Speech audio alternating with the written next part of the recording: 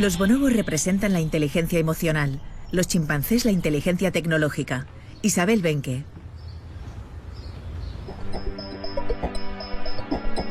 ¿Sabían que tenemos unos primos que consiguen vivir en paz en sociedades gobernadas por las alianzas entre hembras y armonizadas por el juego y la generosa práctica del sexo? Son los bonobos, con los que compartimos más del 98% de nuestro genoma.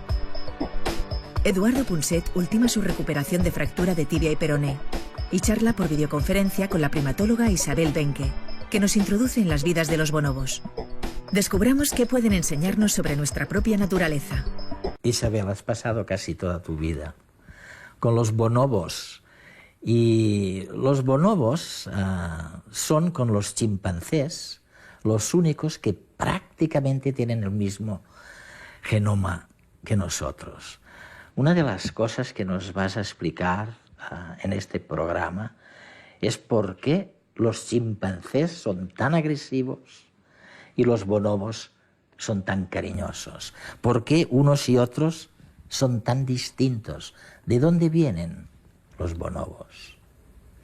Los bonobos son nuestros primos, nuestros parientes vivos evolutivos más cercanos. Al igual que los chimpancés. Muchas veces se preguntan quién es más cercano, los chimpancés o los bonobos. Es lo mismo que preguntar quién es más cercano, el primo de tu lado materno o el primo de tu lado paterno. Son los dos nuestros primos. El punto es que compartimos un ancestro evolutivo. Cuando tú tienes primos, compartes un ancestro que es tu abuelo, que son tus abuelos. Nosotros igual. El ancestro evolutivo que compartimos con los bonobos y los chimpancés, o sea, nuestra abuela evolutiva vivió entre unos 6 y 7 millones de años atrás. Y los chimpancés y bonobos se separaron, el ancestro común entre ellos se separó entre un millón y medio de años atrás y 2 millones de años atrás, cuando se formó el río Congo. Entonces, los bonobos son distintos de los chimpancés.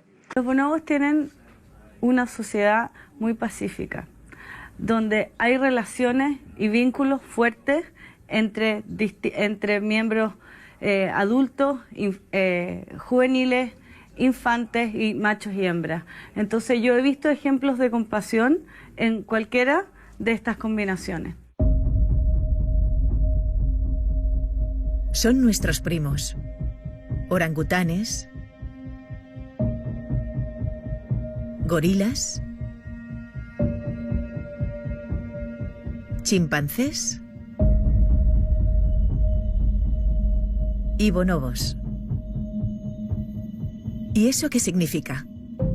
Son 4 especies tan modernas como la nuestra y con todas ellas compartimos un antepasado común. No descendemos de ellos, sino que tanto ellos como nosotros hemos evolucionado hasta hoy. ¿Y por qué estudiar su comportamiento? El registro fósil de nuestros antepasados nos dice poco sobre su conducta. Por otro lado, somos los únicos supervivientes de nuestra rama evolutiva. Por eso, nuestros primos más cercanos, chimpancés y bonobos, son los candidatos más idóneos para ayudarnos a reconstruir la rama humana. Hasta 1929, chimpancés y bonobos se consideraban una sola especie.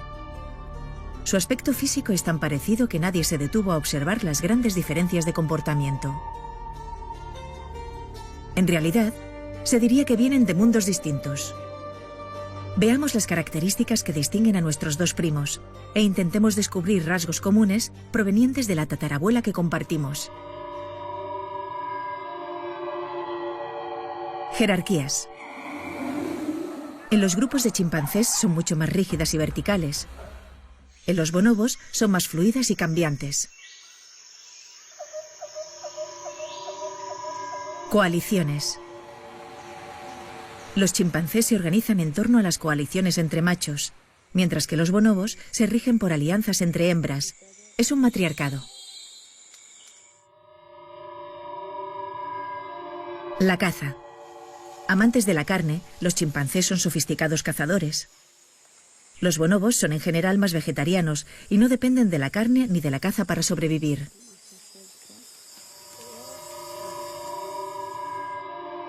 Capacidad tecnológica. Los chimpancés crean y utilizan herramientas. Son tecnológicos. Los bonobos, en menor medida, también, pero no dependen de las herramientas para vivir.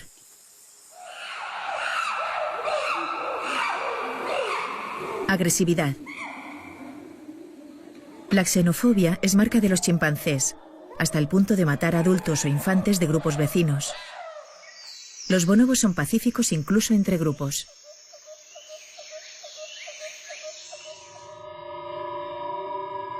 El juego.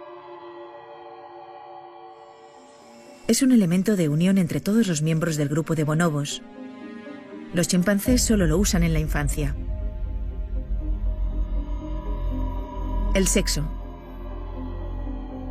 Solo para reproducirse en los chimpancés.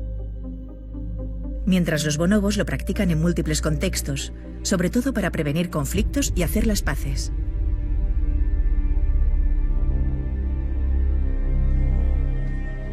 ¿Dirían que 6 millones de años nos han separado tanto de nuestros primos?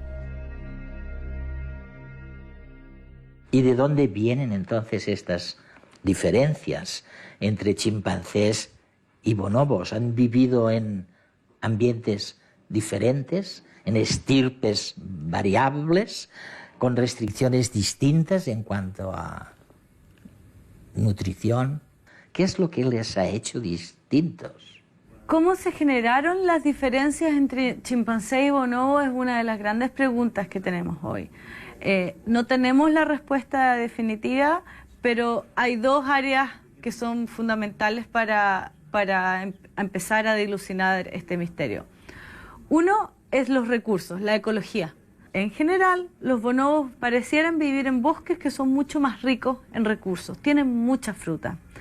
El hecho de tener mucha fruta y que estamos en los trópicos, de manera que hay fruta todo el año, no es un clima estacional, permite que las hembras, que necesitan más recursos para poder alimentar a las crías, anden juntas. Y eso es lo crucial de los bonobos, porque las coaliciones entre hembras es lo que en su turno influencia toda la dinámica que resulta más pacífica.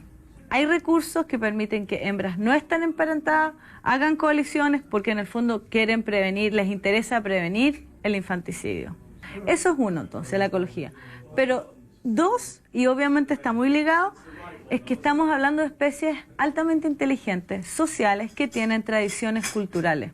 Entonces, cuento corto, creo que la diferencia entre los chimpancés y los bonobos tiene que ver con una interacción entre una ecología más rica y un proceso de tradición cultural que ha mantenido el tipo de sociedad que tienen hoy día.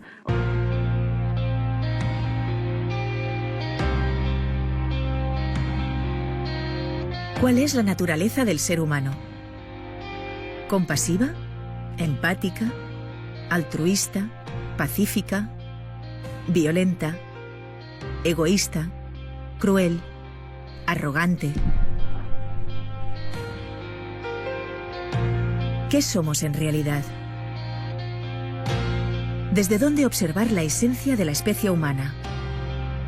Sin duda, como nos veamos a nosotros mismos, a la humanidad entera, va a determinar cómo nos vamos a comportar en el futuro. ¿Y cómo construimos nuestra percepción del ser humano? A partir de los relatos y las imágenes de nuestra historia. Y ahora, además, sabemos que hay mucho que aprender sobre nosotros observando a nuestros primos.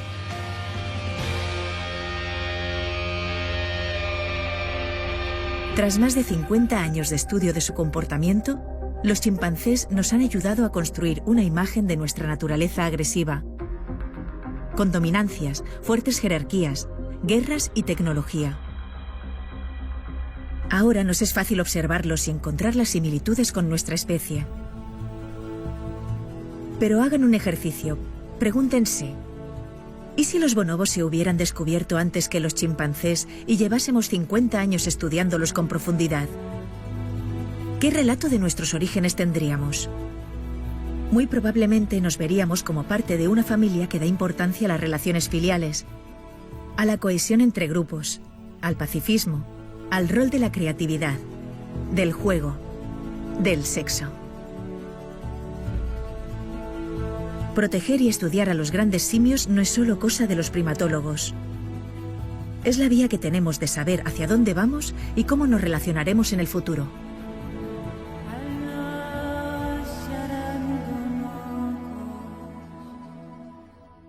El sexo tiene un papel fundamental en el grupo de los bonobos.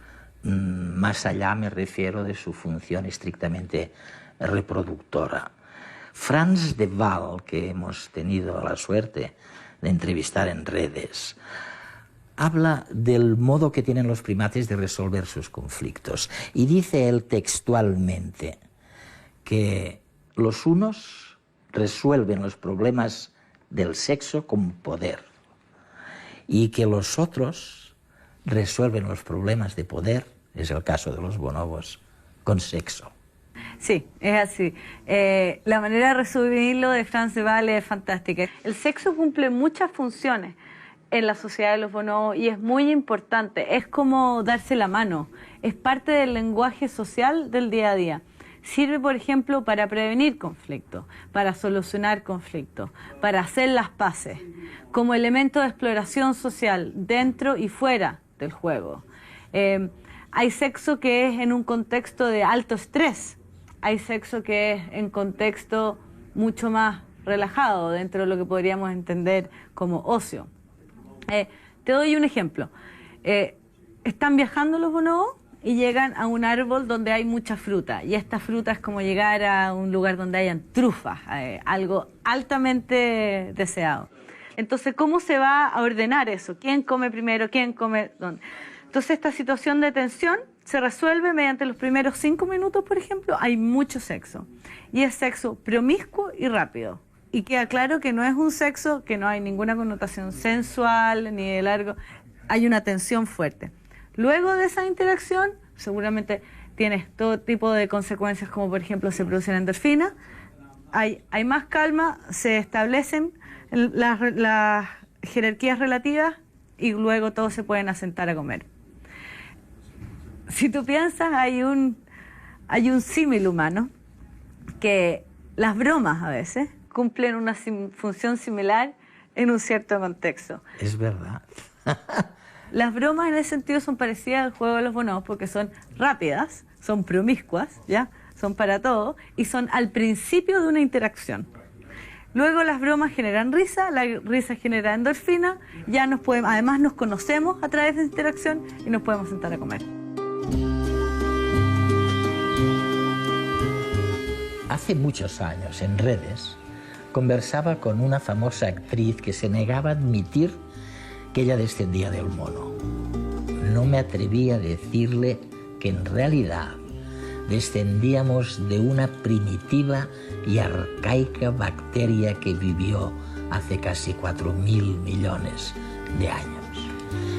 Y creo que tampoco hubiera querido aceptar algo que entonces no se sabía.